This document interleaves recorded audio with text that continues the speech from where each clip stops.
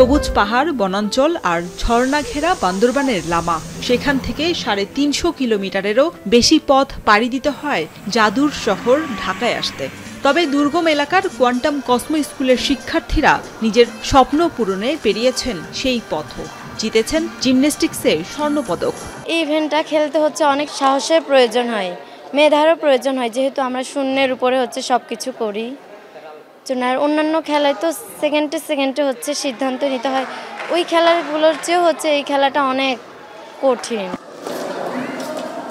তারুণ্যের উৎসব উপলক্ষে প্রথমবারের মতো যুব জিমন্যাস্টিক্স প্রতিযোগিতা আয়োজন করতে খরচ হয়েছে প্রায় ৬ লাখ টাকা। পরবর্তীতে দেশের জিমন্যাস্টিক্স খেলায় কতটা প্রভাব রাখবে এমন আয়োজন? এই টুর্নামেন্টটা একটা প্রাথমিক স্টেপ বলা যায়।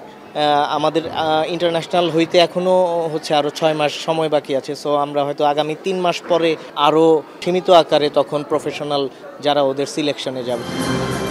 বিপরীতে এই প্রতিযোগিতায় কতটা সন্তুষ্ট খেলোয়াড়রা?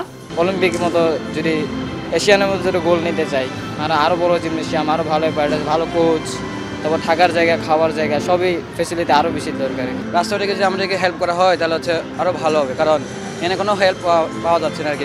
আমরা যে প্র্যাকটিস করব, প্র্যাকটিস করার মতন আমাদের ওইরকম কোচ নাই আর কি, যে আমাদেরকে ভালো ডেভেলপ করবে। আঁকাবাঁকা পথ পাড়ি দেয়া লামা শহরের কোয়ান্টাম কসমো স্কুলের শিক্ষার্থীরা যেতে চায় অলিম্পিকে। দেশকে ছাপিয়ে জয় করতে চায় পুরো বিশ্বকে।